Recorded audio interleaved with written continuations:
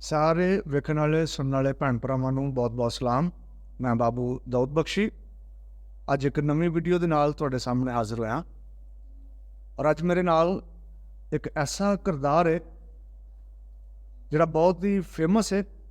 ਮੁਹੱਲੇ 'ਚ, ਪਿੰਡ 'ਚ, ਸ਼ਹਿਰਾਂ 'ਚ, ਹਰ ਜਗ੍ਹਾ ਤੇ ਇਹ ਕਿਰਦਾਰ ਬਹੁਤ ਹੀ ਮਸ਼ਹੂਰ ਕਿਰਦਾਰ ਹੈ ਔਰ ਕਾਮਯਾਬ ਕਿਰਦਾਰ ਹੈ। ਔਰ ਮੈਂ ਵੇਖਿਆ ਹੈ ਕਿ ਇਸ ਕਿਰਦਾਰ ਦੇ ਨਾਲ ਬਹੁਤ ਸਾਰੇ ਲੋਕਾਂ ਨੇ ਇਸ ਕਿਰਦਾਰ ਤੋਂ ਨਾ ਫਾਇਦਾ ਉਠਾਇਆ ਔਰ ਬਹੁਤ ਸਾਰੇ ਲੋਕਾਂ ਦੀ ਮਦਦ ਹੋਈ ਹੈ।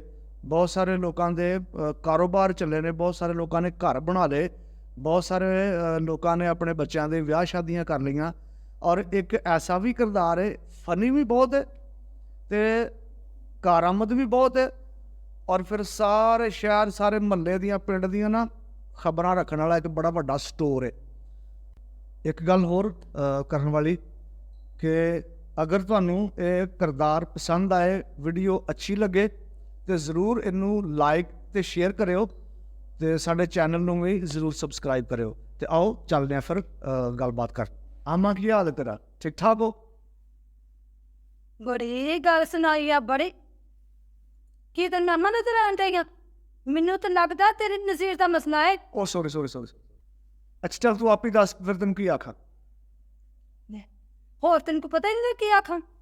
ਘਰ 'ਚ ਕੋ ਹੈ ਨਹੀਂ, ਕੋ ਹੋਰ ਵੀ ਕੋਈ ਤਰੀਕਾ ਕਰ ਹੁੰਦਾ, ਕਦੇ ਕਿਸੇ ਦਾ ਨਾਂ ਪੁੱਛ ਲੈਂਦਾ, ਤੂੰ ਸਿੱਧਾ ਹੀ ਅੰਮਾ। ਚਲੋ ਆਪਣੇ ਨਾਂ ਦੱਸ ਦਿਓ, ਨਾਂ ਕੀ ਹੈ ਤੁਹਾਡਾ?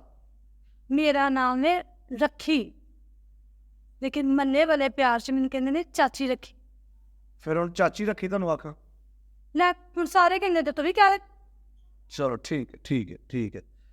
ਅੱਛਾ ਚਾਚੀ ਦੱਸ, ਤੂੰ ਮੈਂ ਸੁਣਿਆ ਮੁਹੱਲੇ 'ਚ ਬਹੁਤ ਮਸ਼ਹੂਰ ਹੈ, ਕੀ ਕੰਮ ਕਰਨੀ ਹੈ? ਕੰਮ ਤਾਂ ਆਪਾਂ ਐਸਾ ਕੁਛ ਨਹੀਂ ਕਰਦੇ, ਲੇਕਿਨ ਹਾਂ ਕਮੇਟੀਆਂ ਦੀ ਵਜ੍ਹਾ ਨਾਲ ਮੈਂ ਬੜੀ ਮਸ਼ਹੂਰ ਹਾਂ। ਮੈਂ ਮਹੱਲੇ 'ਚ ਕੋਈ ਇੱਕਾ ਦੁੱਕਾ ਮੇਰੀ ਕਮੇਟੀ ਚੱਲਦੀ ਹੀ ਰਹਿੰਦੀ ਹੈ। ਕਿੰਨੇ ਦੀ ਕਮੇਟੀ ਪਾਉਂਦੇ ਹੋ? ਹੈ ਤੇ ਲੈਦਰ ਕਦੀ 50 ਦੀ ਪਾ ਦੀ ਆ ਤੇ ਕਦੀ ਲੱਖ ਦੀ। ਤੇ ਕੁਝ ਲੋਕੀ ਤੇ ਅੰਜ ਦੇ ਵੀ ਹੈਗੇ ਨਹੀਂ ਜਿਹੜੇ 2-2 ਲੱਖ ਦੀ ਕਮੇਟੀ ਪਾ ਲੈਂਦੇ ਨੇ ਤੇ ਫਿਰ ਚੱਲਦੀ ਆ ਕਮੇਟੀ ਸਾਡੀ, ਲੋਕਾਂ ਦੀ ਹੈਲਪ ਹੋ ਜਾਂਦੀ ਹੈ ਤੇ ਮੇਰਾ ਵੀ ਸ਼ੌਕ ਪੂਰਾ ਹੋ ਜਾਂਦਾ। ਅੱਛਾ ਚਲੋ ਚਾਚੀ ਦੱਸੋ ਕਮੇਟੀਆਂ ਕਦੋਂ ਪਾਉਂਦਾ ਹੈ? ਇਹ ਸਵਾਲ ਤੋਂ ਚੰਗਾ ਕੀਤਾ। ਇਹ ਵੀ ਇੱਕ ਨਾ ਬੜੀ ਇੰਟਰਸਟਿੰਗ ਨਾ ਸਟੋਰੀ ਆ। ਇੱਕ ਵਾਰ ਇੱਦਾਂ ਹੋਇਆ, ਮੈਨੂੰ ਪੈਸੇ 'ਚ ਪੈ ਗਈ ਲੋੜ। ਲੈ ਲੱਖ $1.5 ਰੁਪਇਆ ਹੁੰਦਾ ਕਿਸੇ ਕੋਲ, ਮੁਹੱਲੇ 'ਚ ਵੀ ਕਿਸੇ ਕੋਲ ਕੋਈ ਨਾ। ਤਾਂ ਉਦੋਂ ਮੈਨੂੰ ਯਾਦ ਆਇਆ ਕਮੇਟੀ। ਮੈਂ ਕਿੱਥੀਆਂ 5-7 ਬੀਬੀਆਂ ਮੁਹੱਲੇ ਦੀਆਂ ਇਕੱਠੀਆਂ ਅੱਛਾ ਤੇ ਬਿਠਾ ਲਈ ਇੱਕ ਗੋਲ ਮੇਜ਼ ਕਾਂਗਰਸ। ਕੀ? ਗੋਲ ਮੇਜ਼ ਕਾਂਗਰਸ। ਅੱਛਾ ਕਾਨਫਰੰਸ। ਆਹੋ ਓਕੇ ਅੱਛਾ ਠੀਕ ਹੈ। ਫਰਕ ਤਾਂ ਕੋਈ ਨਹੀਂ, ਹੂੰ ਤੂੰ ਐਵੇਂ ਮੇਰੀਆਂ ਗਲਤੀਆਂ ਕੱਢੀ ਜਾਂਦੇ। ਅੱਛਾ ਚਲੋ ਠੀਕ ਹੈ ਅੱਗੇ ਗੱਲ ਕਰੋ। ਫਿਰ ਉਹਨਾਂ ਨੂੰ ਮੈਂ ਇਸ ਚੀਜ਼ ਨੂੰ ਸਮਝਾਇਆ। ਮੈਂ ਉਹਨਾਂ ਦੱਸਿਆ, ਲੈ ਤੁਸੀਂ ਜੋ ਥਾਈਂ ਜਾ ਕੇ ਬੈਂਕਾਂ ਦੇ ਪੈਸੇ ਲੈਂਦੀਆਂ, ਬੈਂਕਾਂ 'ਚ ਜਿਹੜੇ ਕਰਜ਼ੇ ਅੱਛਾ ਉਹ ਪੈਸੇ ਲੈਂਦੀਆਂ ਤੇ ਉਹਦੇ ਉੱਤੇ ਫਿਰ ਸੂਦ ਤੇ ਬੜਾ ਸੂਦ ਪੈਂਦਾ ਉਹਨਾਂ ਨੂੰ। ਸੂਦ ਵੀ ਪੈਂਦਾ। ਤੇ ਐ ਤੇ ਤੈਨੂੰ ਵੀ ਇੰਨਾ ਪਤਾ ਹੋਣਾ, ਪੜ੍ਹਿਆ ਲਿਖਿਆ ਤਾਂ ਹੈ ਨਾ, ਕਿ ਸੂਦ ਦੇਣਾ ਤੇ ਸੂਦ ਲੈਣਾ ਹਰਾਮ।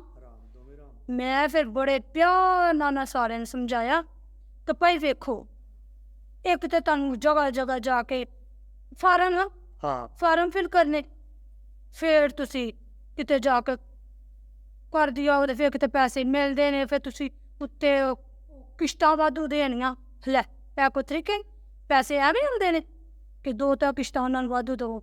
ਉਹਨਾਂ ਨੂੰ ਮੈਂ ਅੱਛੇ ਤਰੀਕੇ ਨਾਲ ਕਮੇਟੀ ਦੀ ਕੀ ਆਂਦੇ ਪੋਟਸ ਸਮਝਾਈ।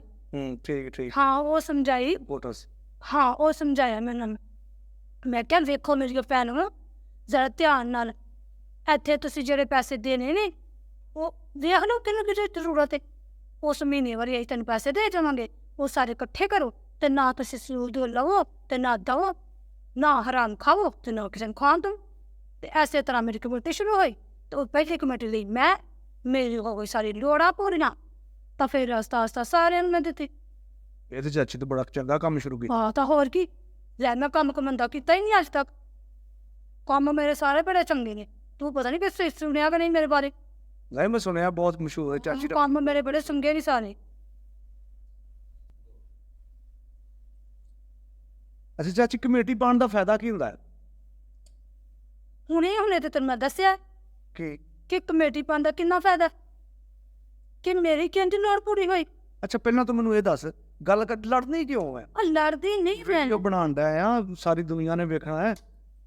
ਮੈਂ ਲੜਦੀ ਨਹੀਂ ਪਈ, ਹੈ ਵੀ ਮੈਂ ਬੋਲਨੀ ਆ। ਅੱਛਾ ਤਰੀਕਾ ਹੀ ਇਹ ਹੈ। ਆਹੋ, ਅੱਛਾ ਚੱਲ ਦੱਸ ਫਾਇਦਾ ਕੀ ਕਮੇਟੀ ਪਾਉਣ ਦਾ? ਫਿਰ ਉਹ ਸਵਾਲ ਨਾ, ਹੁਣੇ ਤੈਨੂੰ ਮੈਂ ਦੱਸਿਆ ਕਿ ਵੇਖ ਨਾ ਮੇਰੀ ਕਿੱਡੀ ਵੱਡੀ ਲੋੜ ਪੂਰੀ ਹੋਈ। ਹੁਣ ਲੱਖ 1.5 ਰੁਪਏ ਲੈ ਮੈਂ ਤੈਨੂੰ ਕਾ ਕੱਢ ਤੇ ਕੱਢ ਦੇਂਗਾ ਹੁਣੇ, ਕਦੇ ਵੀ ਨਾ ਤੇਰੇ ਕੋਲ ਨਹੀਂ ਕਰਨਾ, ਮੈਨੂੰ ਪਤਾ ਨਹੀਂ ਮੇਰੇ ਕੋਲ ਹੈ ਹੀ ਨਹੀਂ ਹੋਣਾ। ਤੇ ਮੈਨੂੰ ਆਖ, ਤੈਨੂੰ ਸਿੱਧਾ 5-6 ਲੱਖ ਕੱਢ ਕੇ ਦਊਂਗੀ, ਕਿਉਂਕਿ 4-5 ਮੇਰੀਆਂ ਕਮੇਟੀਆਂ ਚੱਲਦੀਆਂ ਪਈਆਂ ਨੇ।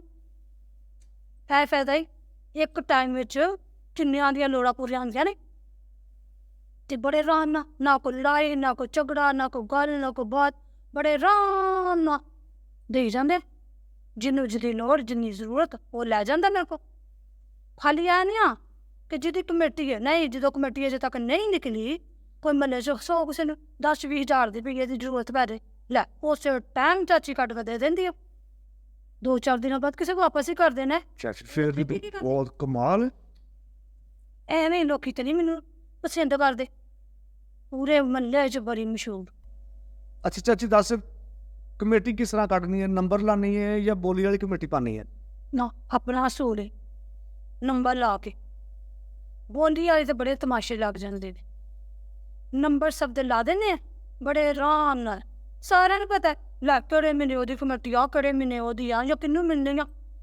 ਕੋਈ ਇਹਦੇ 'ਚ ਕੀ ਇਹਦੇ ਸਿਆਪਾ ਸਿਆਪਾ ਨਹੀਂ ਆ। ਪਹਿਲਾਂ ਹੀ ਸਭ ਨੂੰ ਪਤਾ ਵਾ। ਹਾਂ, ਸਭ ਨੂੰ ਪਤਾ ਕਿ ਕਿਦੋਂ ਮਿਲਦੀ।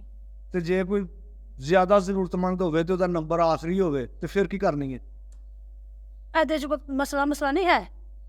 ਲੈ, ਮੁਹੱਲੇਦਾਰ ਨੇ ਇੱਕ ਦੂਜੇ ਨੂੰ ਜ਼ਰੂਰਤ ਨੂੰ ਸਮਝਦੇ ਨੇ। ਜਿਹਦਾ ਨੰਬਰ ਪਹਿਲਾਂ ਆ ਗਿਆ ਉਹਨੂੰ ਬੜੇ ਪਿਆਰ ਨਾਲ ਬੁਲਾ ਲਈਦਾ, ਘਰ ਬਿਠਾ ਲਈਦਾ, ਤੇ ਜਿਹਨੂੰ ਲੋੜ ਪੈਂਦੀ ਆ ਉਹਨੂੰ ਵੀ ਮੈਂ ਬਿਠਾ ਲੈਂਦੀ ਹਾਂ। ਬਿਠਾ ਕੇ ਦੋਵਾਂ ਦੀ ਕੀ ਕਹਿੰਦੇ ਉਹਨੂੰ ਥਰੂ ਗੱਲਬਾਤ ਕਰਾ ਲੈਣੀ, ਫਿਰ ਉਹਨਾਂ ਬਿਠਾ ਕੇ ਕਰਾ ਲੈਂਦੀ ਹਾਂ ਕਿ ਲੈ ਭੈਣਾ ਇਹਨੂੰ ਲੋੜ ਹੀ ਤੇ ਤੂੰ ਉਹਦੀ ਹੈਲਪ ਕਰ ਦੇ। ਚਲੋ ਮੁਹੱਲੇਦਾਰ ਸਾਡੇ ਚੰਗੇ ਨੇ, ਮੰਨਦੇ ਨਹੀਂ ਹੈ, ਮੰਨ ਜਾਂਦੇ ਨੇ। ਹਾਂ ਮੰਨ ਜਾਂਦੇ ਨੇ। ਬਿਠਾ ਕੇ ਗੱਲਬਾਤ ਕਰ ਲਓ, ਇੰਝ ਨਹੀਂ ਕਰਦੀ ਮੈਂ ਵਾਦਾ ਕਰਤਾ। ਉਹਨਾਂ ਦੋਨਾਂ ਨੂੰ ਬਿਠਾ ਕੇ ਤੇ ਫਿਰ ਦੱਸ ਵੀ, ਤੇ ਮੰਨ ਜਾਂਦੇ ਨੇ। ਇੰਝ ਦੇ ਨਹੀਂ ਹੈ, ਮੁਹੱਲੇ ਵਾਲੇ ਵੀ ਬੜੇ ਚੰਗੇ ਨੇ, ਠੀਕ ਠਾਕ। ਚਾਚੀ ਕੰਮ ਤੇ ਤੂੰ ਬੜਾ ਵਧੀਆ ਸ਼ੁਰੂ ਕੀਤਾ, ਤੇ ਚੱਲ ਜਿਹੜੇ ਵਿਚਾਰੇ ਪਰੇਸ਼ਾਨ ਨੇ, ਮਜਬੂਰ ਨੇ, ਉਹਨਾਂ ਨੂੰ ਕੋਈ ਪੈਗਾਮ ਦੇ, ਉਹ ਕੀ ਕਰਨ? ਉਹ ਕੈਮਰੇ ਵੱਲ ਨੂੰ ਵੇਖ ਕੇ। ਅੱਛਾ ਕਿਤੇ, ਹਾਏ ਅੱਛਾ ਲੈ ਭੈਣਾਂ ਤੇ ਭਰਾਵੋ, ਜਿਹੜੇ ਤੁਸੀਂ ਮਜਬੂਰ ਹੋ ਉਹਨਾਂ ਵਾਸਤੇ ਮੈਂ ਇੱਕੋ ਹੀ ਗੱਲ ਕਰਾਂਗੀ। ਮੈਂ ਤਾਂ ਕਮੇਟੀ ਪਾਉਣੀ ਆ, ਤੇ ਇਹਨੂੰ ਕੀ ਕਹਿੰਦੇ ਨੇ, ਤੁਹਾਨੂੰ ਸਾਡਾ ਹਾਂ ਹਾਂ ਪ੍ਰਮੋਸ਼ਨ, ਓਏ ਜੋ ਵੀ ਆਉਂਦੇ ਨੇ ਉਹ ਕਰਨੀ ਆ। ਸਿੱਧੀ ਤੇ ਸਾਫ਼ ਗੱਲ, 5-6 ਬੀਬੀਆਂ ਮਿਲ ਜਾਓ ਤੇ ਆਰਾਮ ਦੇ ਨਾਲ 2-2 ਹਜ਼ਾਰ ਜਵਾਨ ਵੀ ਪਾ ਲਓਗੇ ਨਾ, ਉਹਦੇ 'ਚ ਵੀ ਬਹੁਤ ਫਾਇਦਾ ਹੈ। ਤੇ ਲੈ ਐਂਡ ਤੇ ਮਹੀਨੇ ਦੇ ਕਿ 5,000 ਵਾਲੇ, 10,000 ਵਾਲੇ ਜਦੋਂ ਪਾ ਲੈਂਦੇ ਹੋ ਤੇ ਲੱਖ, 1.5 ਲੱਖ, 2 ਲੱਖ ਵੀ ਹੋ ਜਾਂਦਾ ਹੈ। ਤੇ ਲੈ ਮੋੜੇ ਬੰਦੇ ਕੁੰਜ ਤਾਂ ਨਹੀਂ ਹੁੰਦਾ।